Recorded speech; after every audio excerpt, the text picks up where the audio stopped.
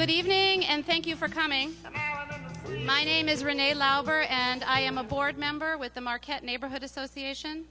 I'll be your moderator for the evening. Tonight's forum is brought to you by a coalition of neighborhood associations, including Marquette, Tenny Lapham, Schenck Atwood, Darbo Worthington, and Capital Neighborhoods. Tonight's event is also sponsored by the Homeless Services Consortium of Madison, and we thank all of you who are able to donate to our food and clothing drive that's out in the lobby. Our media partners are WRT-FM and Isthmus. We are being broadcast live on WART 89.9 FM and web streamed online at wartfm.org and isthmus.com.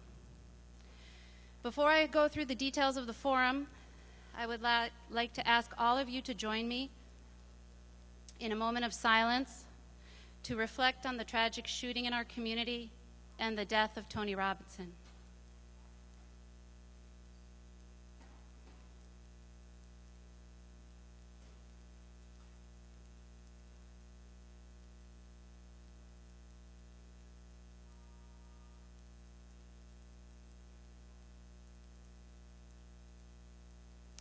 Thank you.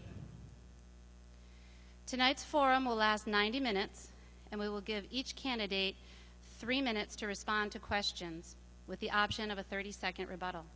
The timekeeper is in the front, Nicola, and she's got some signs there. You want to show everybody? Clear and easy to read. 1 minute, 30 seconds, and then a nice stop sign.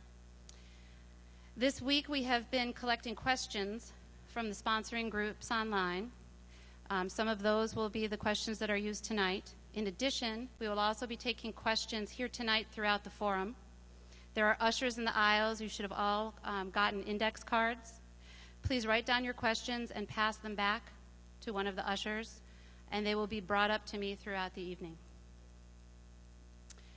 We had a coin toss, and Mayor Soglin will start this evening. Tonight we have with us Mayor Paul Soglin and Alder Scott Resnick, your two candidates for Madison Mayor. Mayor Soglin will start first. We have 4-minute opening statements. Mayor Soglin. Thank you, and thanks to all the dedicated people of the city of Madison who are here tonight concerned about the future of our community. 4 years ago, I was concerned about the financial solvency of the city and its impairment in terms of dealing with what I thought was the fundamental issue. The fundamental issue facing us was poverty and the inequities within our community. My critics said I didn't know what I was talking about. One of them even said that there were no troubled neighborhoods in Madison, to quote him directly. Well, we went to work. We went to work immediately.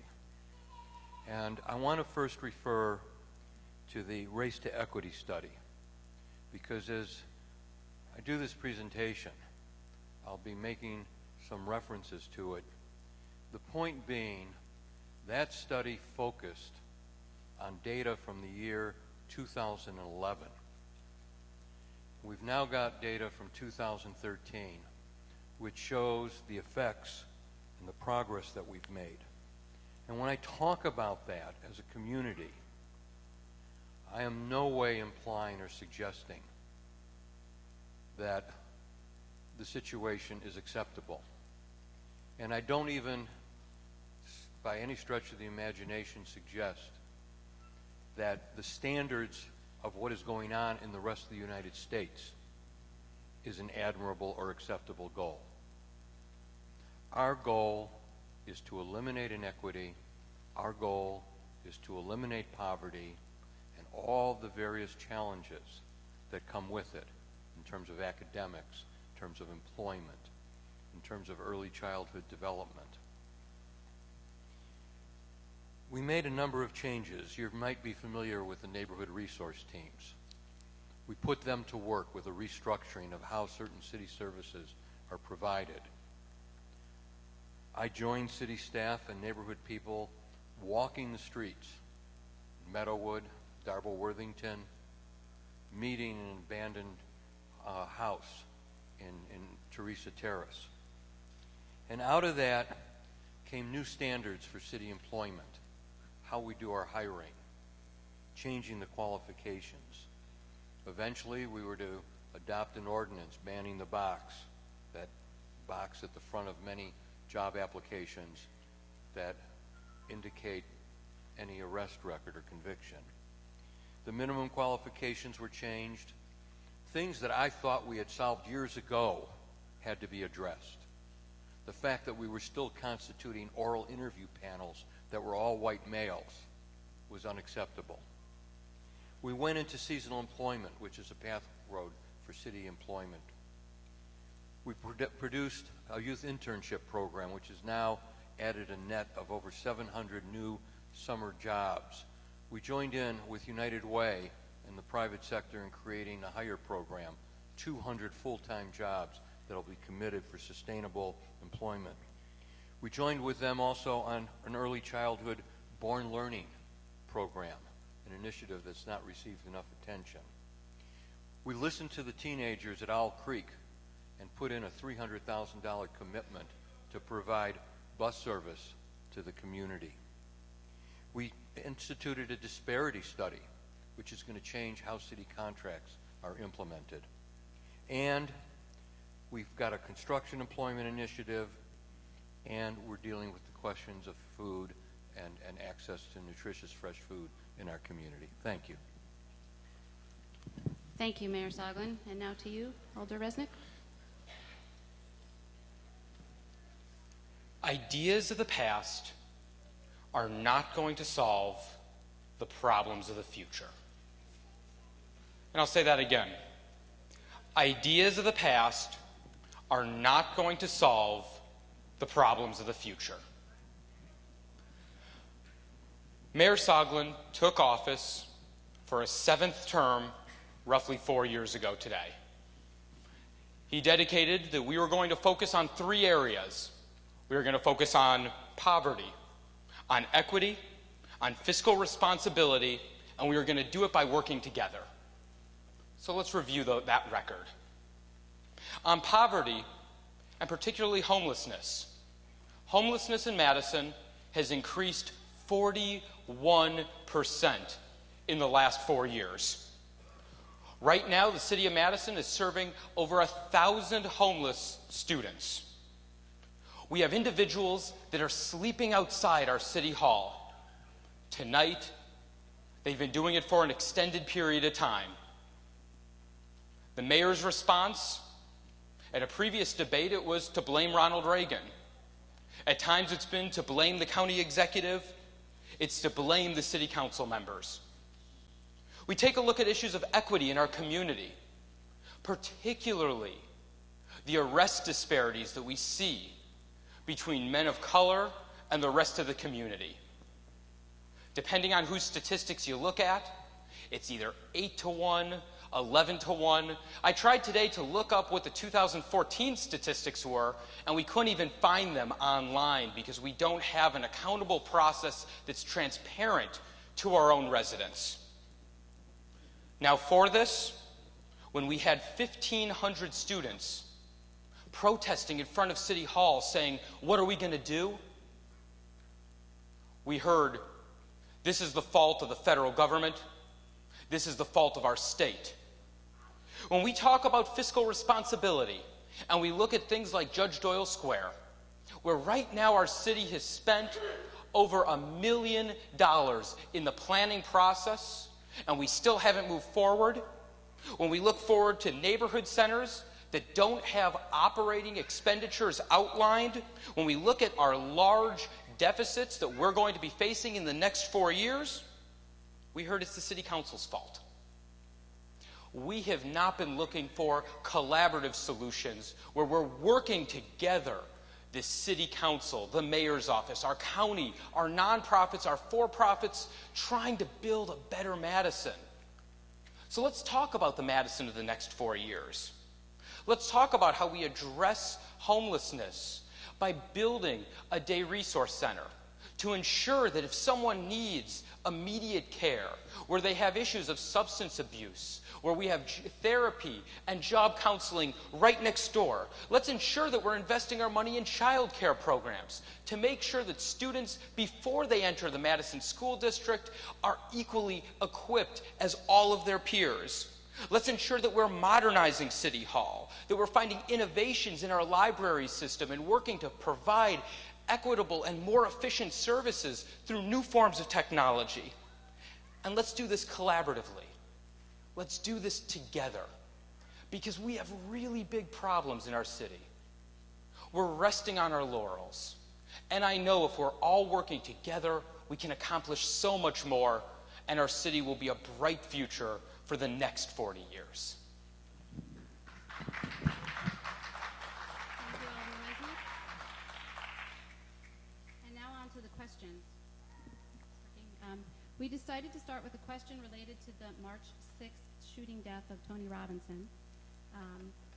And before we go into that, the Marquette Neighborhood Association with Tony's family and the Wilmar Center have been working to have a neighborhood forum directly related to that topic. That will be next Friday, I believe, at 6 p.m. It will be more of a discussion and a dialogue format, different from this, which is focused on as a format for the candidates. I just wanted to announce that and let everybody know that that is there. So the question. 2 weeks ago, Tony Robinson, a young unarmed man, was fatally shot by a police officer on Willie Street. A couple of years ago, Paulie Heenan, another unarmed man, was fatally shot by a police officer. What did you learn from the Heenan shooting, and what concrete policies have you tried to enact to prevent similar incidences from happening in the future? We'll start with Mayor Soglin. If you look at the officer-involved shootings here in Madison, as well as those around the country, there are a number of characteristics that that we see, and I really don't have any facts that go beyond what you know in regards to the shooting of Tony Robinson. I read Isthmus today. I don't know if that story is accurate or not. But in terms of the other instances, what characterizes all of them, the ones that have already been examined and studied, what characterizes them is that in each one of those instances, an individual approached the officer and did not stop. And one of the basic rules, and I learned this in my own youth in terms of demonstrations, is that when you're confronted with an officer, you've got two options. You either stop or you drop and go limp. But you do not keep moving towards the officer.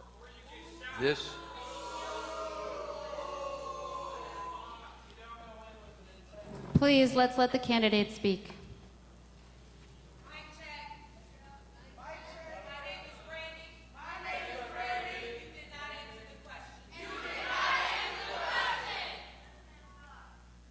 Thank you.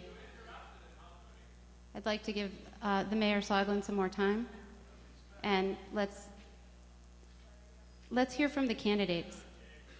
We have other forums. I understand that this is a difficult time for Madison and our neighborhood. We would all like answers, but if we don't let our candidates speak, we will all go home without any answers. Mayor, please.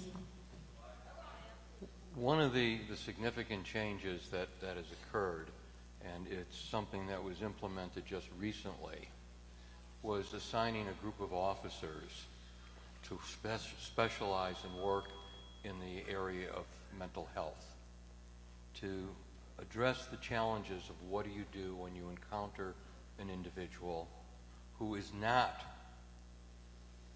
going to follow directions or orders And are there ways and are there techniques of dealing with that challenge? One of the things that's been overlooked in this discussion is characterized by the incident that happened before the night of March 6th, where we had an armed individual firing multiple shots at police officers. And in that particular instance, the officers were able to resolve the matter without the kind... Please.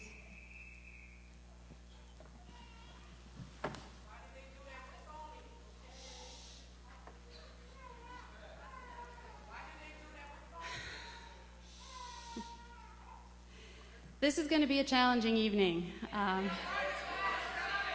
I can understand that.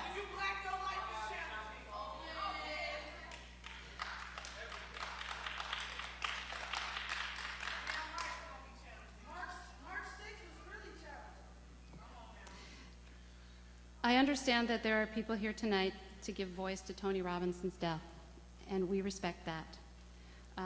But others came here tonight to make an informed vote in April, and we would just really appreciate it if we could have the opportunity to allow them to hear from the candidates so that when they go to the polls on April 7th, they can make an informed choice. Yes, you do, and maybe you would like to hear from the candidates also. So again, Mayor Soglin, you were interrupted. Are you done? Thank you. Alder Resnick, the same question.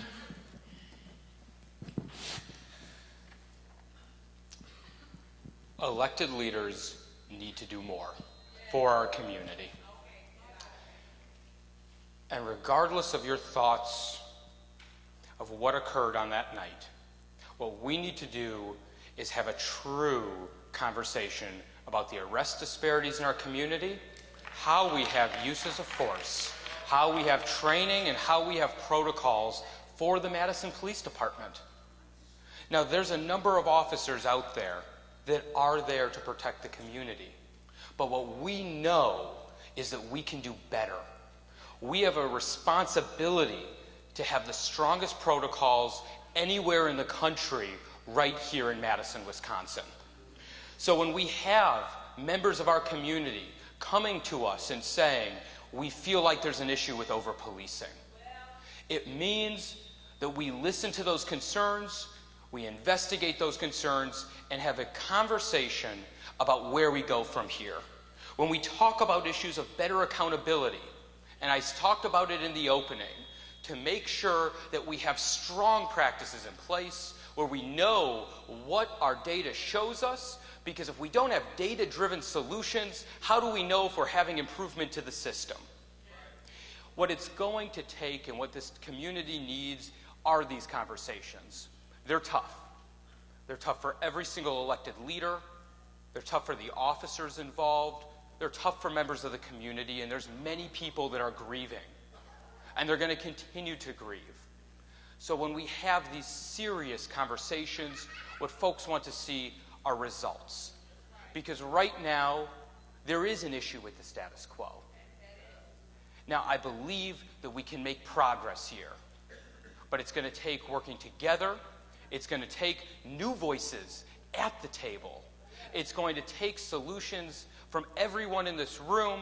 It's going to take the leveraging of the expertise not only of our police department, but also those at the university, the college systems, and the individuals who have grown up right here in Madison. Because right now, I am listening. I may not have every solution, but I know our community can have results.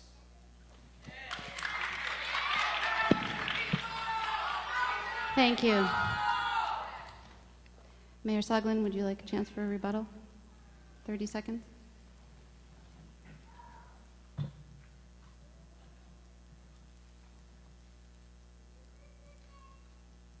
The city of Madison has a choice. It has a choice as to whether it wants to engage leadership that talks about talking or actually goes out and listens and performs. I didn't wait 4 years for this to happen.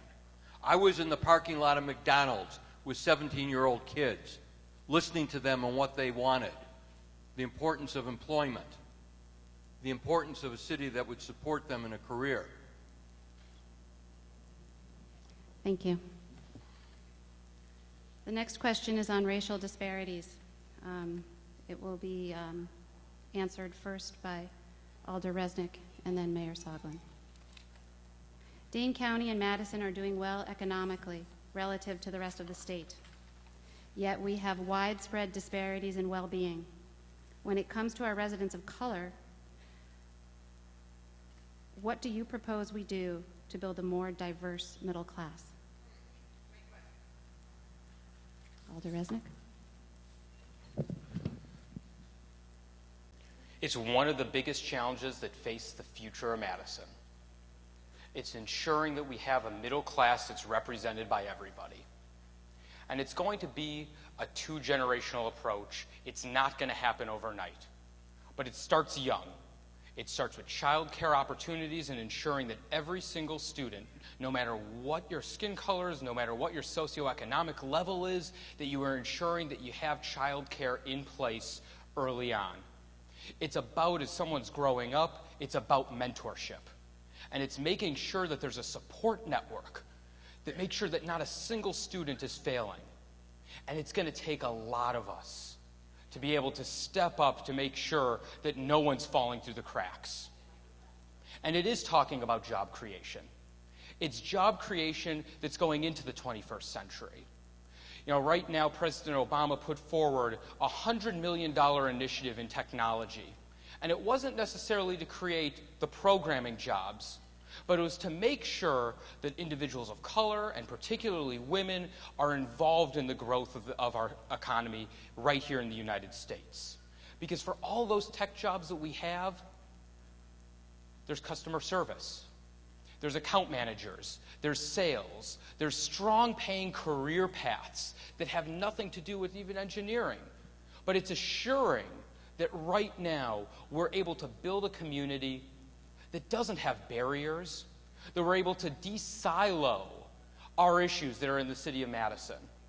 Now, while my last years as a member of the tech community, I've been a champion of focusing on issues of diversity to make sure that our companies are not just white like me, because it's an issue that we face. It's an issue that when you look at the ACT exams throughout the entire state of Wisconsin, and when you see 5 individuals of color passing the computer science exam, I wonder to myself, where am I going to find those next employees in our city? We have big challenges to tackle here. It's about eliminating those silos, but it's being everyone right here being a part of the solution. Thank you. Mayor Soglin? Keep in mind the question of data, and keep in mind what Alderman Resnick said in terms of ideas of the past are not going to serve or solve the problems of the future. The Race to Equity report showed that there was a disparity in Madison and Dane County in unemployment of approximately 20%. That was in 2011. In 2013, that number dropped to 12%. Something happened, an 8% reduction in the unemployment disparity. In terms of child poverty, the report showed that approximately 70% of African American children were in households below the poverty rate. For Madison, by 2013, that number had dropped 20%, down to 51. In terms of median income, the Race to Equity report showed a disparity of 45% in 2011. It dropped to 27%. I said earlier, the present numbers from 2013 are not acceptable, but something happened between 2011 and 2013 that brought change in the right direction, not insignificant change. When we start talking about numbers, we've got to know what their meaning is. Yes, there was a 41% increase in homelessness over that period of time, but virtually all of it occurred in 1 year. It occurred basically over a 3-month period of time.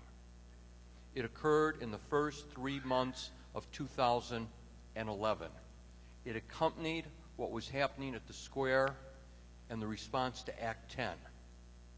But we are now under construction over here on Resnick on 50 units of affordable housing. We'll be breaking ground next month. It's the first of a goal of almost 1,100 affordable housing units to be built throughout the city of Madison under the Housing First proposal. It's going to be financed. It's going to be financed through a combination of tax credits and using extensions of 1 year on closing out TIFs to create an average of a $5 million a year revenue to create that housing, which Alderman Resnick opposes. And speaking of Resnick over there, the only members of the City Council who oppose that project are the ones who are supporting him. Let's decide whether we're going to go with rhetoric or we're going to go with substance.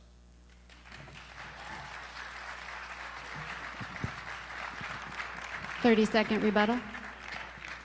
Yeah, I'm going to respond to that. You want to take the numbers themselves? Let's talk about, as the city of Madison left the recession, who was hit harder.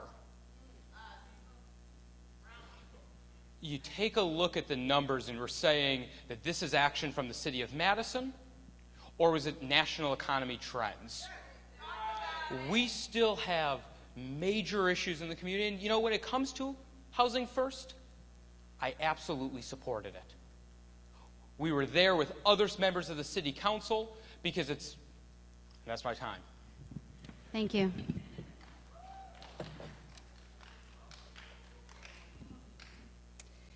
If you are just joining us now on the radio or online, this is the Madison Mayoral Forum, sponsored by the 5 East Side and downtown neighborhoods and by the Homeless Services Consortium of Madison. We are being broadcast live on WART 89.9 FM Madison and isthmus.com.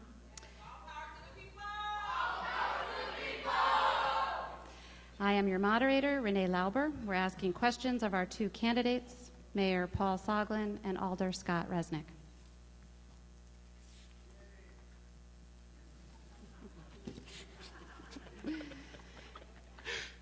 The next question regards a day shelter. A proposed day shelter to provide services to our homeless residents has now been years in the making. What has made this endeavor so difficult, and what will it take to make it happen? I believe we're starting this one with Mayor Soglin. Did I get it wrong? I refer to the county board supervisor who wrote a letter explaining what happened about the day shelter. But before I do that, I've got to take a moment to thank Alderman Resnick for his final comments on the last subject, because it gives me the opportunity to point out that the closing of those gaps that I described from 11 to 13 did not occur in the United States, did not even occur in the region, and did not occur in the rest of the state of Wisconsin. Go look at the CSA data and you will see that unequivocally. Now, what happened is, despite the city's cooperation with the county on the Resnick project, despite the city's cooperation on a number of challenges in dealing with the questions of poverty and equity, the county made a mistake. And I got enough problems running the city without running the county. But what happened is this: the county selected a site on Lean Road. And as I tell the rest of the story, please keep in mind that if they hadn't bailed out incorrectly, we'd have the facility today. So what happened is Alderman Clausius asked to see the records to make sure it was permissible for the zoning. That was all that happened, to make sure it was okay to have it there under the existing zoning. And for some reason, county government decided to switch, thinking that this was criticism of the site, and not revealing that they had failed to check when the present tenant of the site was going to vacate.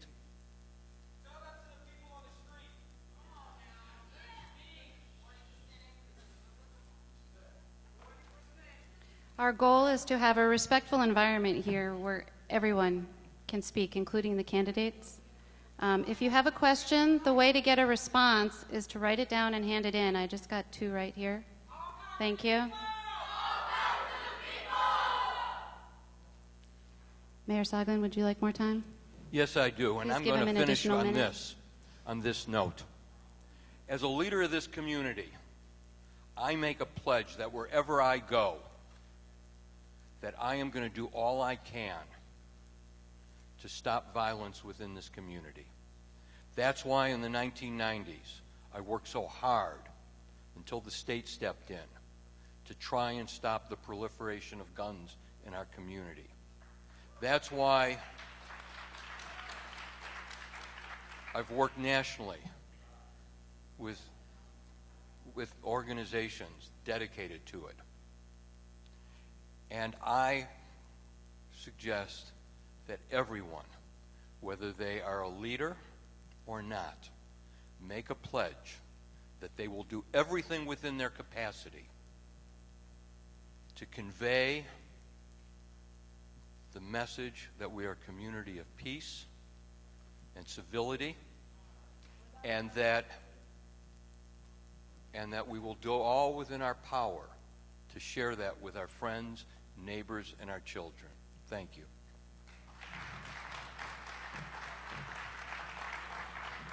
Thank you. Alder Resnick. As we talk about the Resnick site and housing first, I would just want to remind the mayor that when it came to the vote on the Plan Commission, which I serve, I was there to vote yes.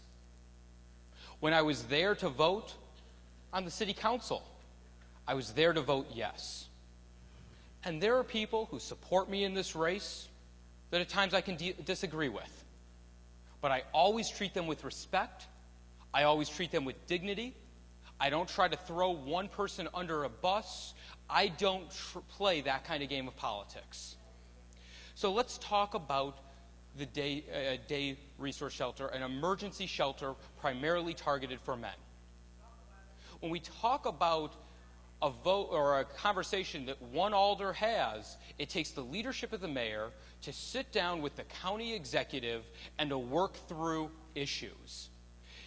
It means that we find a location close to our central isthmus that is able to provide these services, to make sure that it's co-located near services of substance abuse, making sure that therapy can be received, making sure that there's job training.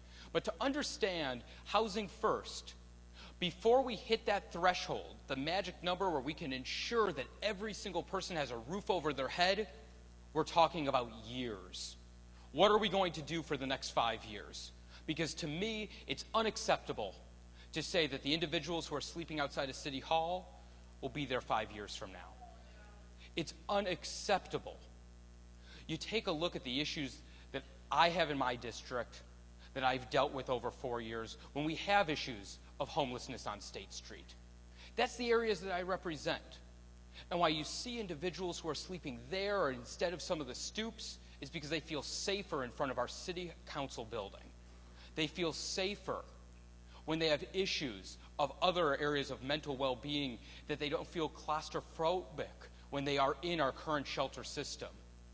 These are pieces that our advocates have been talking about. They've been talking to our city council members here. They've been talking to our other partners, and we need to do more to listen to them and take action. And these are hard decisions.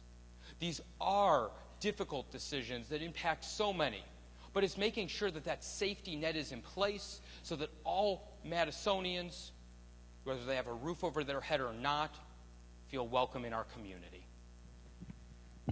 Thank you. Would you like a rebuttal? There's 2 things that need to be addressed in rebuttal to this. First of all, the city is the only ones who are doing anything about it. You're well aware that we have made tremendous accommodations both in the design and in the programming of the Central Library. And that's where the services are now being provided. As for the county, Let's be clear about this. The county selected Lean Road without telling anyone, and then the county pulled out of Lean Road and went to the town of Madison without telling anyone until they made the announcement. Thank you. Our next question is one that was submitted from the audience, and while we don't usually identify who the question is from, in this case, this is from Sharon Irwin, Tony Robinson's grandmother.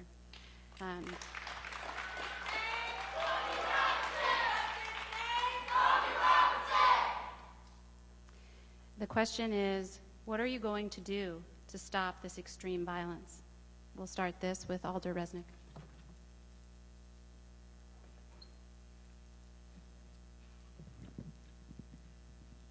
It's tragic. I cannot think of what you are going through right now. Because I think about if it was my grandson, it's devastating. No words that anybody would be able to say up here or in the community will bring closure to this. What I will say is that we will hear the call for action. And while we cannot at this time look to do it in the guise of this, while the investigation continues to go on, we will make sure that we have an independent review of how use of force is used in the city of Madison. We'll ensure that we're talking and making sure that there's action in place, whether it's our protocols, whether there's any other decision that could be made to make improvements to our city.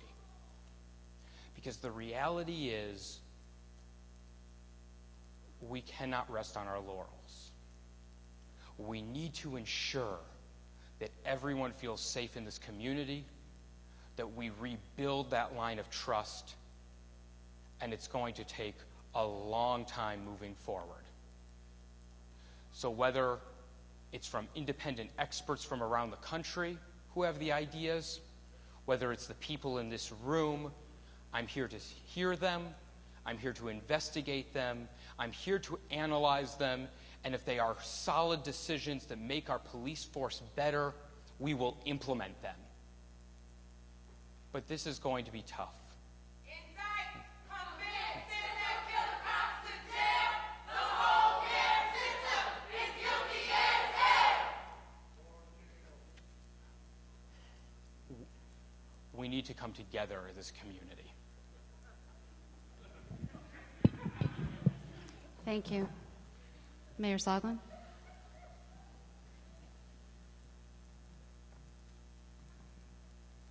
I find it very, very difficult to address this subject in the context of a mayoral debate, in the context of some of the anger in this room, the larger concern within the community, where parents are concerned about the well-being of their children, where we're all concerned about our neighbors, and a culture of violence in our society. A few blocks from here, on the first Friday of May last year, an angry, challenged person took a knife and cut the throat of a mother and then her daughter. On my own block, we don't know all the circumstances. It's believed it may have to do with a drug deal gone bad. A home was invaded. And down. What about Tony? What about Tony?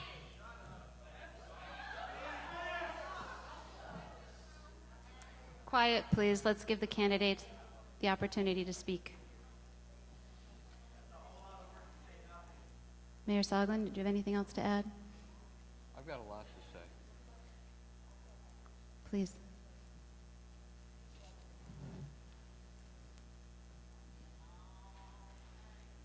please.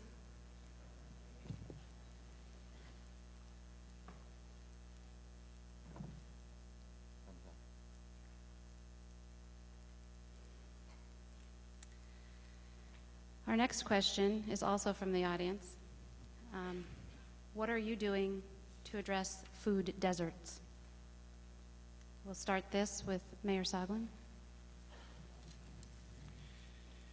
One of the reporters who covered the election 4 years ago made an observation after the first year I'd returned to office, saying, all you do now is talk about food.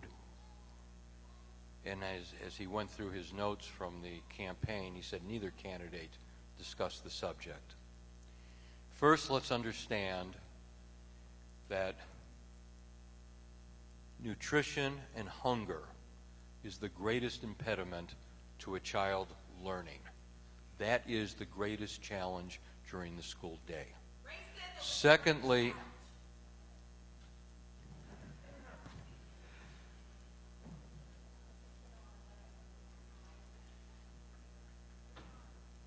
again, our goal is to have a respectful environment for all that are here.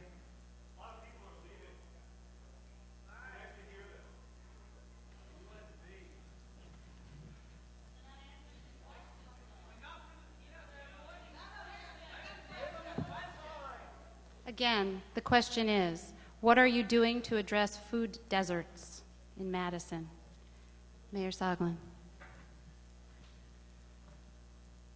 Understanding that hunger is the greatest impediment to a child learning during the course of the school day, and then looking at the corporate model for delivering food, inadequate food, food that's not nutritious, and looking at a map of the city of Madison with responsible food outlets, it's very clear that we've got a challenge.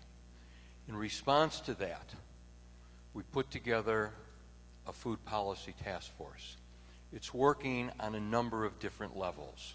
But one of the things we did is we expanded community gardens.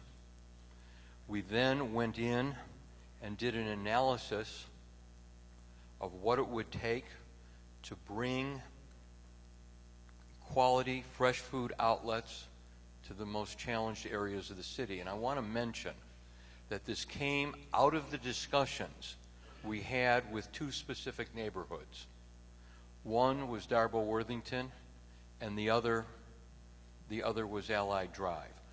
Both neighborhoods made it clear what the needs were, and that's why we then implemented a program which was designed to provide transportation in the interim, particularly for Allied Drive, now that it's lost its one food outlet.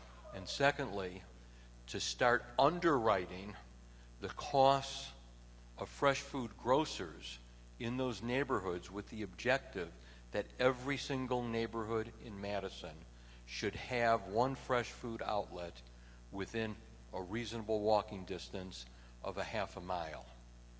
We are now in the process of developing our public market with the idea that one of the things it will do is it will nurture companies, it'll nurture businesses that will then be able to set up groceries in other locations.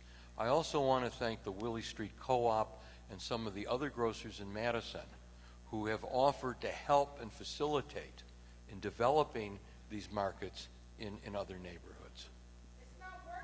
Thank you. Alder Resnick.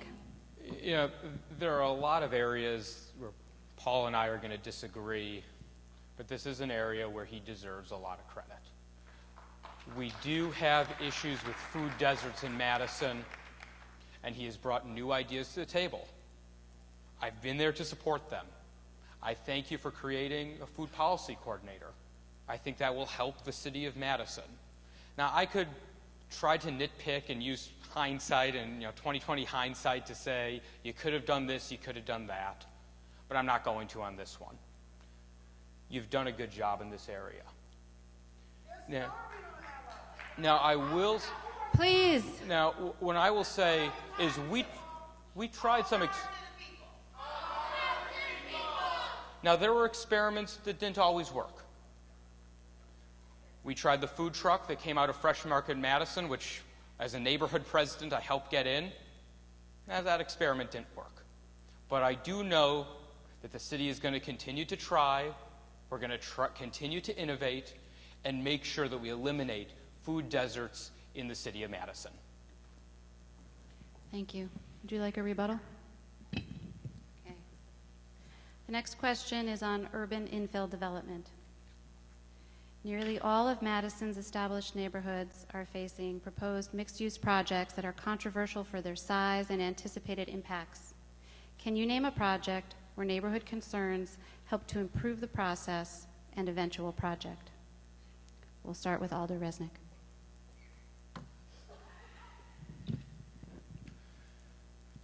So I serve on the Plan Commission, so it's which of the examples, because there are many. I will say that when it comes to infill development, the biggest challenge that we have right now, whether it's from neighborhood leaders or the development community, truly becomes predictability. We'll have either developers not knowing what they're going to receive from the Urban Design Commission, the Plan Commission, or throughout the process. We have neighborhood leaders who walk in to say, will our plans actually be adhered to this time around? When I look at projects that have been improved, for me it's hard to say ones that weren't approved. When the neighborhood took the time to walk in, to say this is a new project, this is something that we can take responsibility for.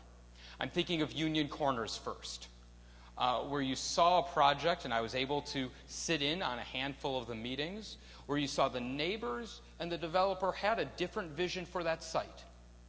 The neighbors wanted to see the density on the corner. That's where the height should be instead of the interior of the parcel.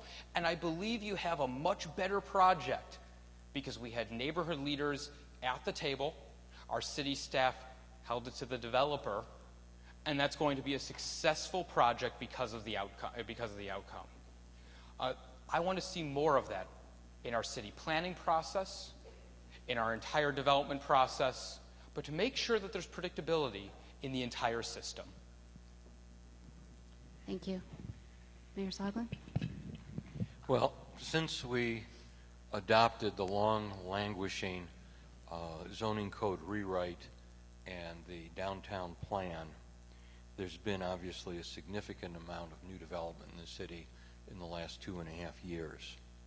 There are many examples that I'd point to, ranging from the projects on East Washington Avenue to a number of projects in the Willie Street, Willie Wash corridor. The key, I think, though, is addressing another issue, because we have to, I think, recognize that density is good. Density makes transit systems more efficient, reduce reliance on an automobile. Density brings us closer to work and to where we do our shopping, so we're less reliant even for those tasks with any kind of motorized vehicle.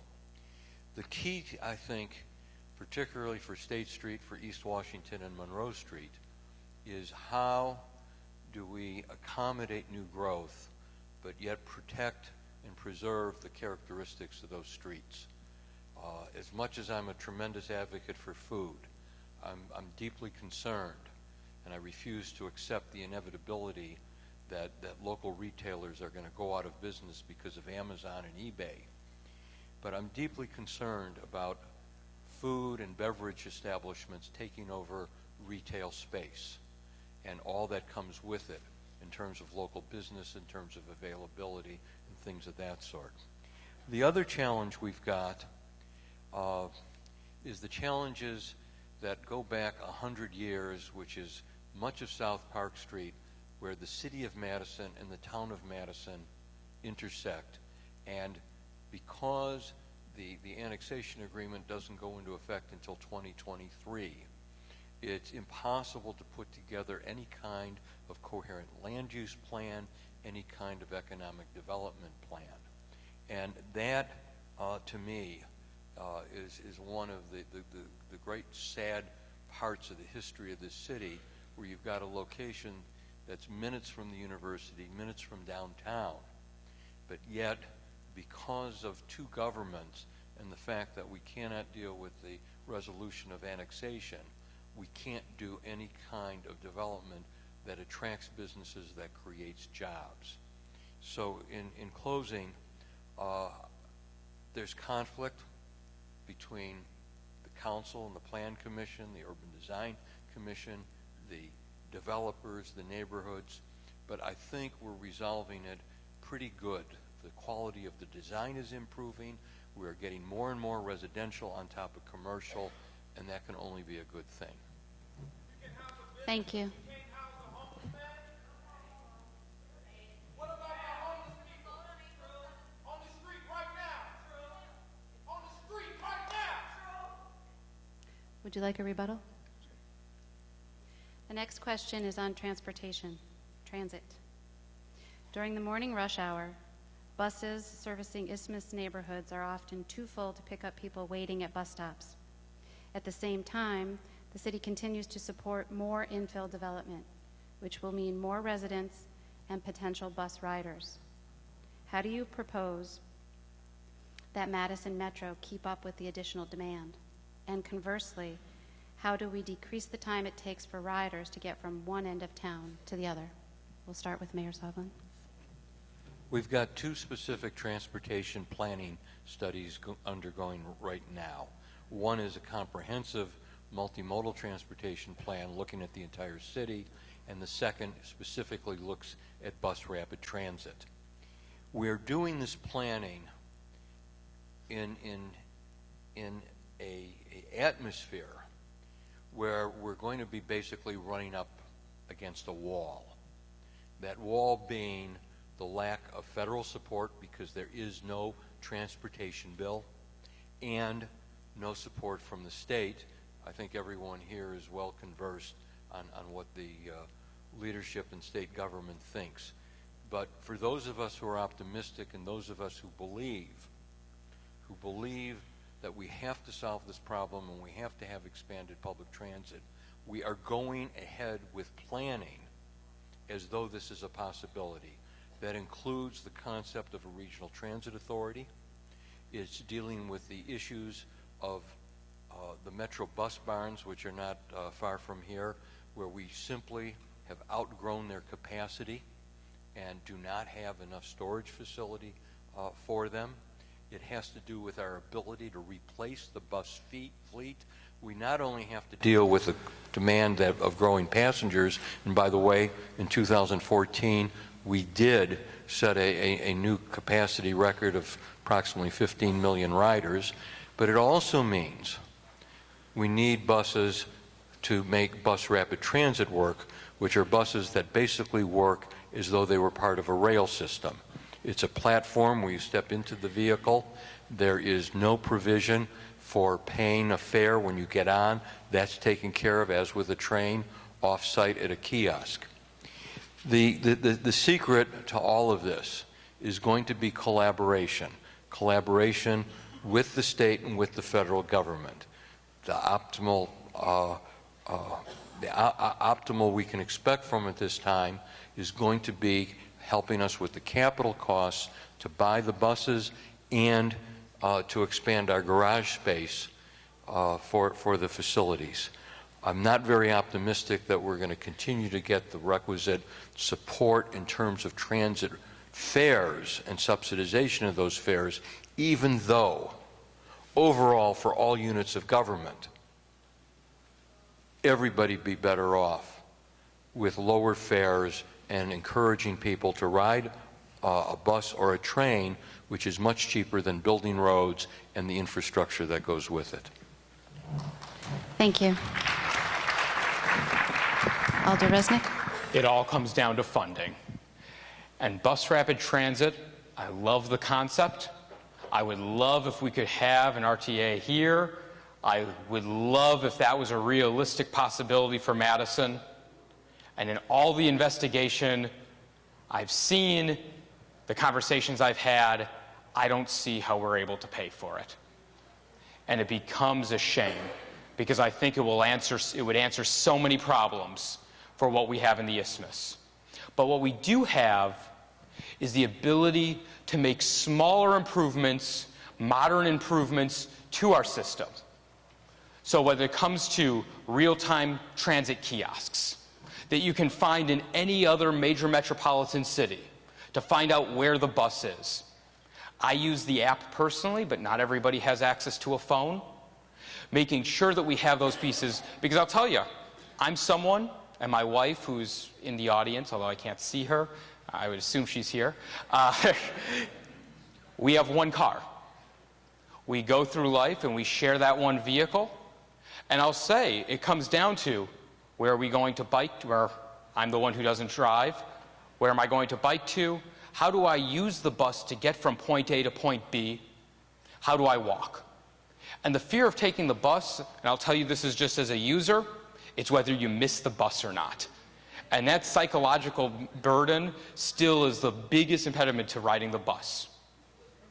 So it's figuring out how we can make improvements to our system, how we can improve headways throughout our entire city, looking at onboarding processes that we could do now. If bus rapid transit's able to come online, that's great, but let's see what these technological improvements are today. It also becomes, how do we have less cars on the road? How do we ensure that we have sustainability?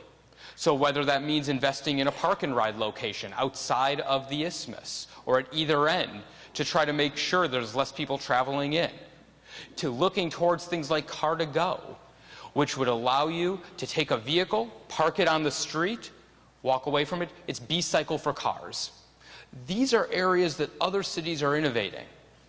We can look for effective ways of transportation, but what it's going to mean is we need to continue to connect our entire city, whether it's down here on the Isthmus, whether it's in South Madison, whether it's going from the east side to the west side, because these are going to be the major challenges that we face in the future.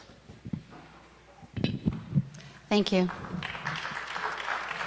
Would you like a rebuttal? I don't like Uber. So I've heard. Thank you. On that note, I will do our reintroduction. If you are just joining us now on the radio or online, this is the Madison Mayoral Forum, sponsored by the 5 East Side and downtown neighborhoods and by the Homeless Services Consortium of Madison. We are broadcast live on WART 89.9 FM Madison and isthmus.com. I am your moderator, Renee Lauber. We're asking questions of our 2 candidates, Mayor Paul Soglin and Alder Scott Resnick. The next question is on affordable housing. Madison has a shortage of affordable housing. The market has not provided enough units to meet demand, and federal funds for affordable housing development have dwindled in recent years. How many units do we need, and specifically, how much money would you commit from the city budget? We'll start with Alder Resnick.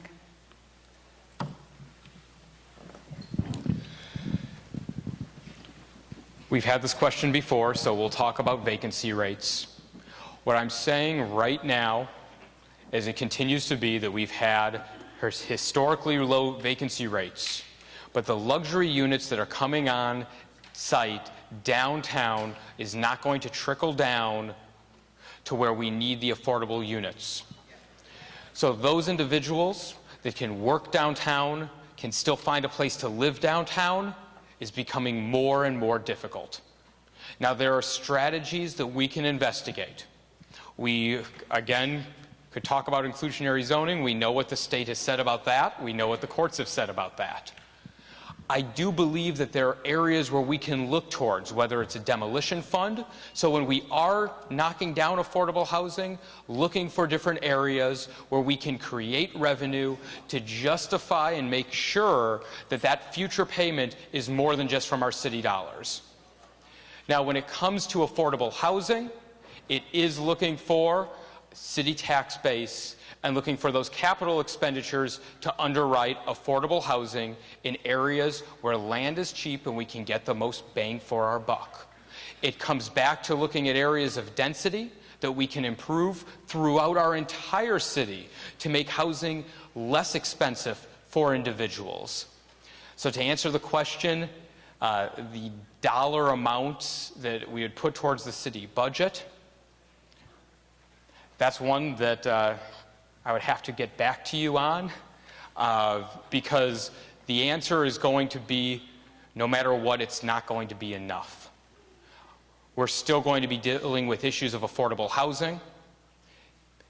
It's going to be addressing more than just that one component as well, because it becomes a complex issue of transportation needs, of jobs, of making sure that we do have living wage jobs in the city of Madison, and how we can ensure that a percentage of someone's income as low as possible is going towards housing in our community. Thank you. Mayor Soglin? There are two basic sources of funding for affordable housing. One is low-income tax credits, and the other is a new state law that says if you keep a TIF district open one more year, you can take the increment from that year, and there's two things that are different in the law now. One is you can use it for affordable housing, and two, you can use it anywhere in the city, not just in that TIF district. And that is going to be a primary source of funding affordable housing in the next 5 years, hopefully at an average rate of $5 million a year. But if you want to close out TIF 25, as Alderman Resnick does, and give $7 million to the school district, which it needs for next year, that $5 million will not be available for affordable housing. But if you do what I suggest, which is to loan the district the $7 million against the $7 million it's entitled to get when you close the district out, the district gets its $7 million, the school district gets its $7 million, and we get $5 million to build affordable housing. That, to me, is a superior solution. The second thing is the city was remiss for decades, not decades, for years, because the program's only been around about 10, 12 years, using tax credits. Oshkosh was doing it, Kenosha was doing it, Milwaukee was doing it. What was happening in Madison is that the developers were picking sites on their own, coming to the city, and the two of them were not working together. Let's talk about collaboration. So what we went out and did is we identified sites. We identified sites, we notified the developers, you work with us on those sites, and we will go as a team to WIDA, and we will get approvals. And by the way, one of the things we also did is we asked WIDA to change its standards, because WIDA awarded more points if you put the housing in a low-income neighborhood. And we said, why do you want to concentrate low-income housing? Don't you want economic dispersion? Don't you want economic integration? And so now we have got 5 projects right now this month in front of WIDA. All of them are viable, and we're hoping that they will give us 3 awards, 3 of these projects in the coming months. Next, you have to have a mayor who is willing to stand up when a neighborhood says we don't want affordable housing at Resnick or in Alder, or when an We don't want over-policing. Thank you, Mayor Soglin. All power to the people! All power to the people! Rebuttal? We keep on talking about Resnick, and as someone on the Plan Commission who pushed forward with the project, someone who took the leadership on council to actually vote for the project and support it, well, thank you. When we talk about the TIF district and the $7 million going back to the school district, we could be pushing forward with that affordable housing today. We could say, this is our year, let's move forward with the affordable housing, and let's get the school district their money back, not a loan back, but let's do it within the next year. We could be taking those actions. Instead, we've put the money aside so we can ensure that we have money for Judge Doyle Square, so that we can negotiate from that position. So this isn't about the affordable housing argument. This isn't about the school district argument, although it does play into this. It all comes back to where are our priorities of the city. So you can move around the funds all you want. But what we can do is we can take tangible steps, and what I'll tell you is it will get us a better outcome on that parcel if we do move forward with closing down that TIF district. Thank you. On the street right now. You're sitting up here talking about these different policies and these different discussions that you're having, and people are on the street right now. Families on the street right now. You're talking about a judge circle, and people are on the street right now. You're talking about housing a business, and people are on the street needing houses right now. Are we And gonna all you go can on do with is the blame this discussion? on somebody else, and it's your responsibility. You get a run your district, you get a run the business, fund the house for Backpack Jeff, fund the house for William, who is homeless right now. Thank you. Again, our goal is a respectful environment where everybody can be heard. All power to the people! All power to the people!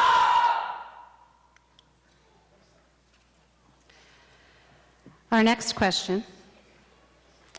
As mayor, how will you promote more Black-led businesses in Madison's economy? Please be specific. This will start with Mayor Soglin.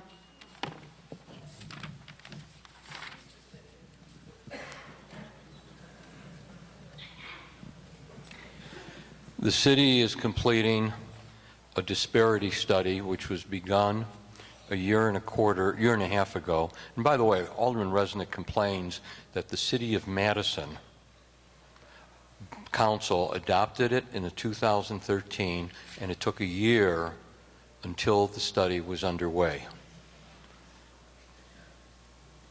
What happened in that period of time?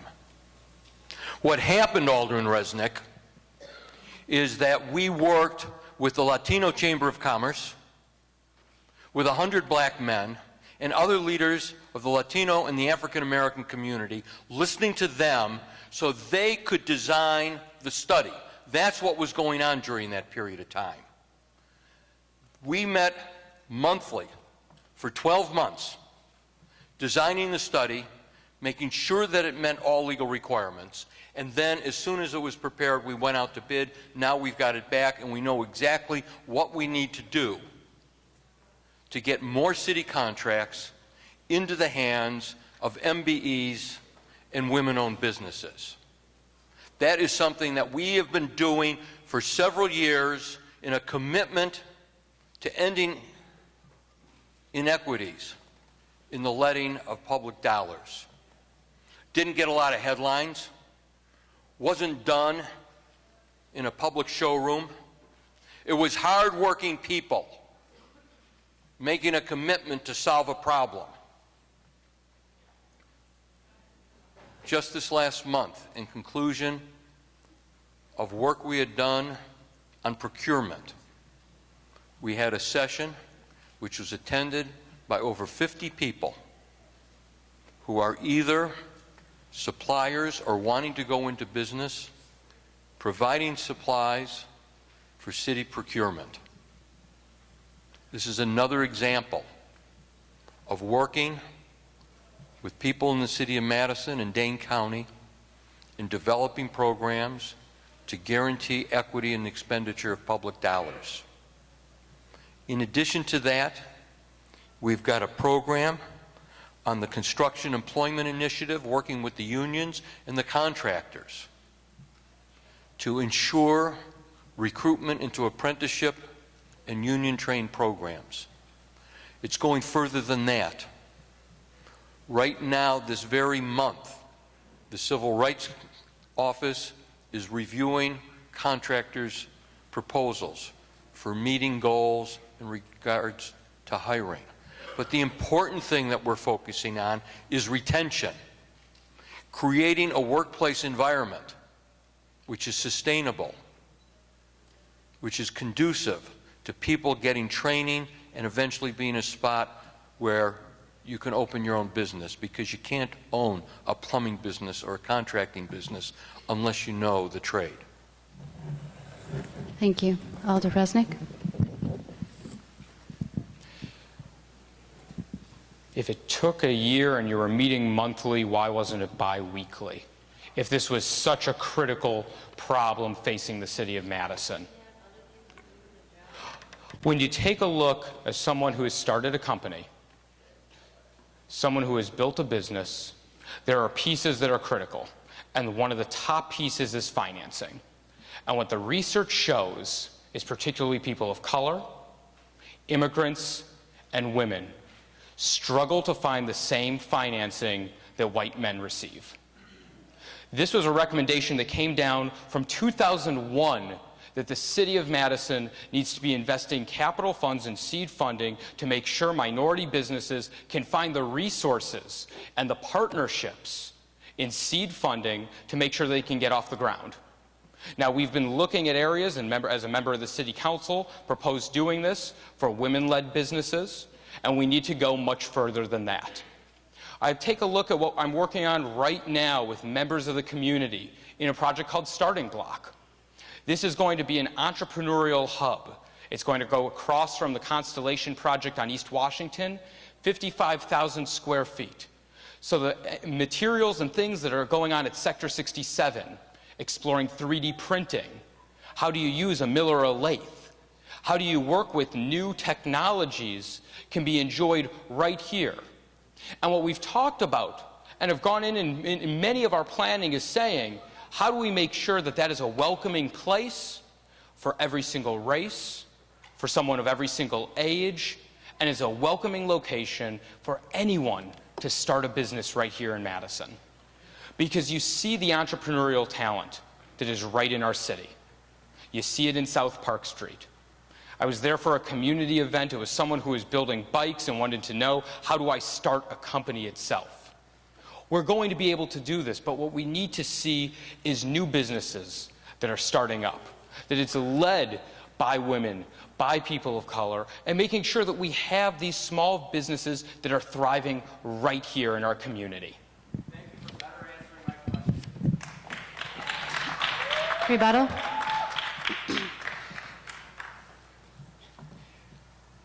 Alderman Resnick, the pace of the work on the disparity study was set by the members of the Latino Chamber of Commerce, the Minority Business Contractors Association, and 100 black men, all of whom have other jobs and other responsibilities.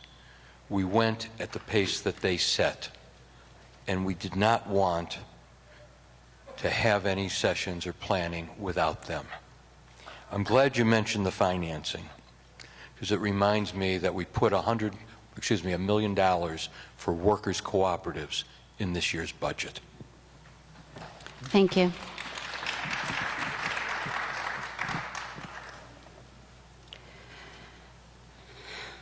Police body cameras are considered a done deal for Madison, yet they are very expensive, raise privacy and rights concerns, and do not guarantee justice. Should we reconsider putting scarce resources towards cameras? We'll start with Alder Resnick.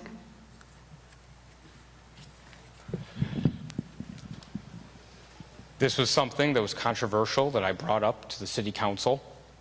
I'm aware that not everybody will agree with that decision, but I do believe that we should have moved forward with a pilot for police body cameras. When you take a look at what's being done on this issue in Milwaukee, in Chicago, in Minneapolis, in McFarland, that's right. There are... Again, please, let's give the candidates a chance. Let's hear from the candidates. Body... This is your question. This is a question from the audience.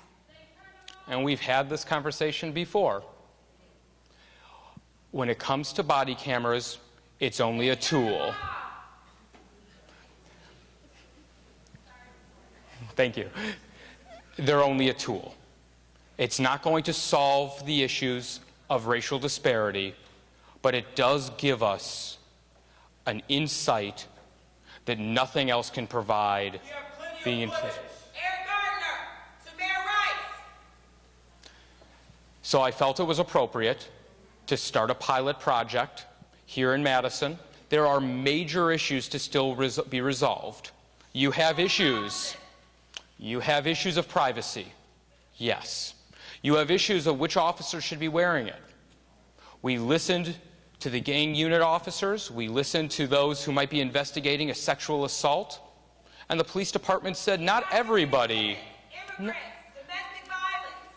that not everybody should be with a camera. And we listened to that feedback. But what I... Please, let's listen to the candidate on this. Listen to the people most impacted. So right now, the City Council is going to listen to the people that are most impacted.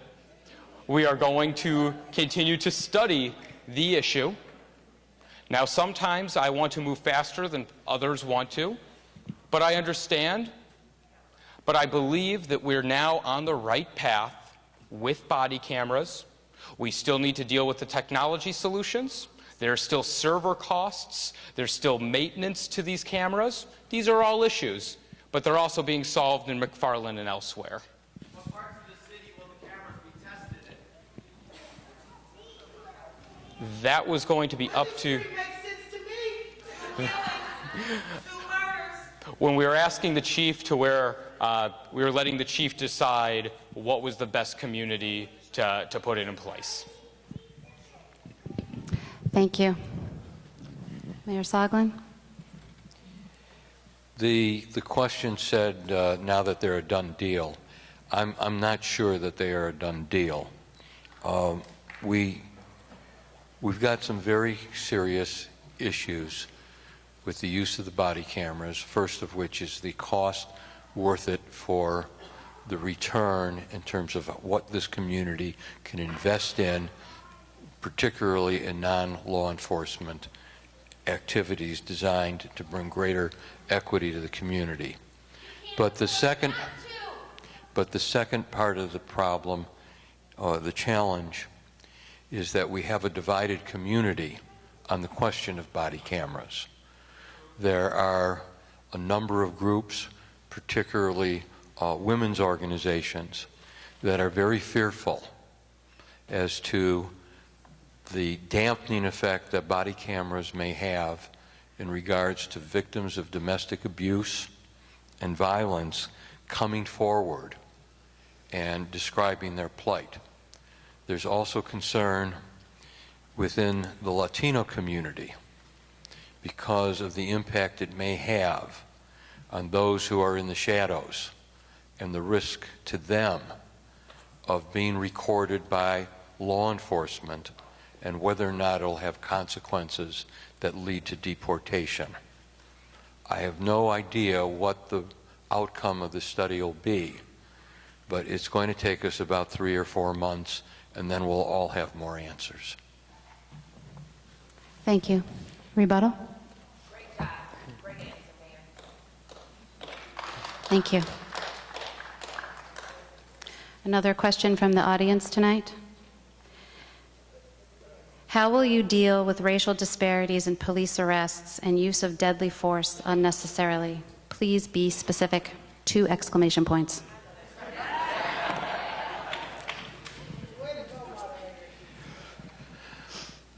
We've been looking at the data on the disparity arrests in Madison and Dane County. The first thing that we've learned, and I think it's very important that we learn what is going on if we're going to seriously address this problem, is that the arrests are not taking place in neighborhoods. The arrests are taking place at commercial areas, retail stores, bus transfer points, places where young people are likely to congregate. That's the first thing. The second thing, and we've done something very specific, which is the restorative justice program in the South Police District, which is starting up this year. But what we think is happening, and we don't have the data analysis yet, is it's not that there are 8 African American young men being arrested for every white young men. But what's happening is young African American men are being repeatedly arrested. That is what we...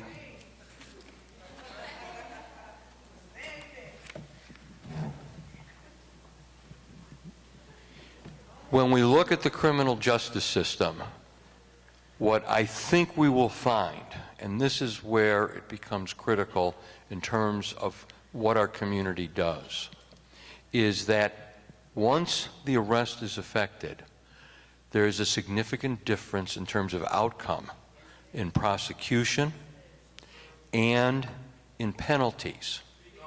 And what is going on is that white youth is able to get into a restorative justice program, is able to get into a divergence program, where the African American kid, the African American youth, is basically sent back out into the streets and is not going through any kind of counseling, any kind of support system, so as to avoid rearrest. And then the arrests start piling up. And then one day there are so many of them that the kid ends up with one of two options: either prison, or if they're lucky enough to avoid it, the neighborhood intervention program administered by the county. But the point is, what's happening in the system is that the African American young men are principally ignored in terms of the outcome after that first arrest. And then we start seeing the recidivism and then the pipeline of what's referred to as classroom to prison. Thank you.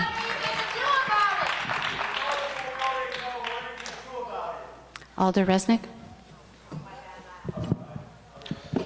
I said we've got the restorative court in the South Police District.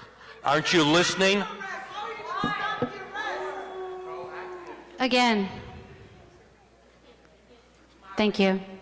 You want to repeat the question so I answer? Okay, I have been asked to repeat the question, so I will.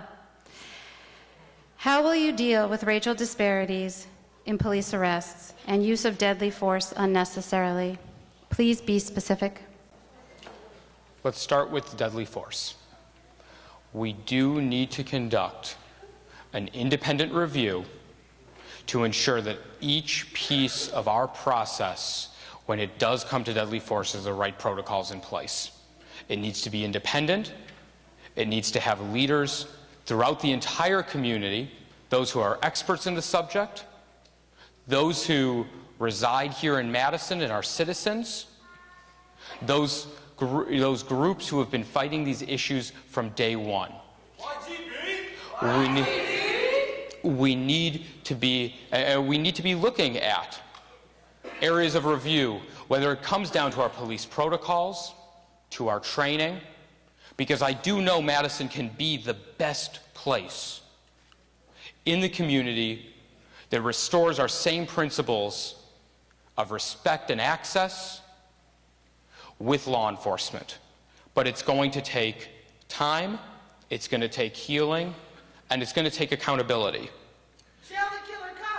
When we talk about accountability, not on that point, but on accountability of the data that we're coming back with.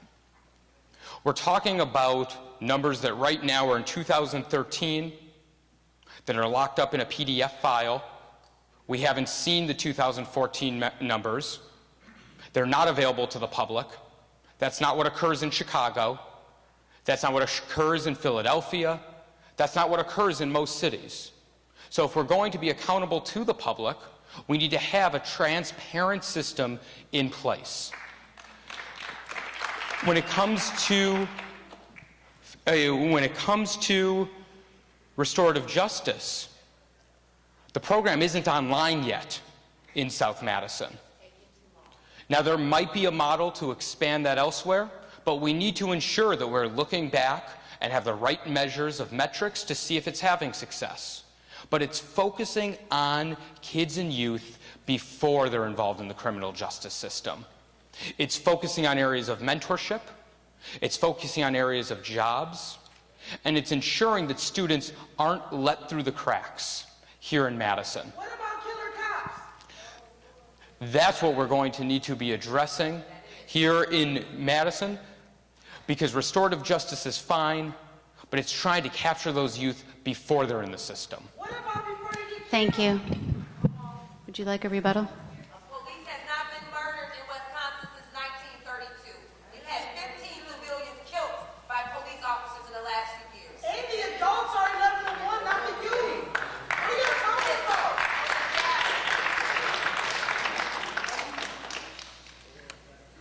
These are challenging times for the city of Madison, for the East Side neighborhoods,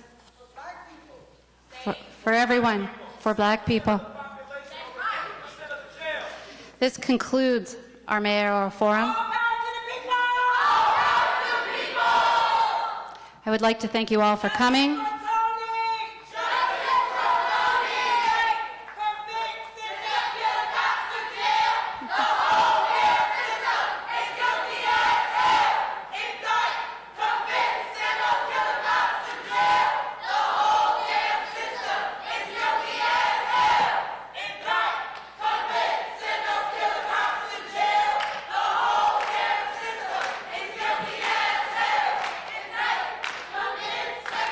I would like to thank our candidates, Mayor Paul Soglin and Alder Scott Resnick, for joining us tonight. I appreciate your time.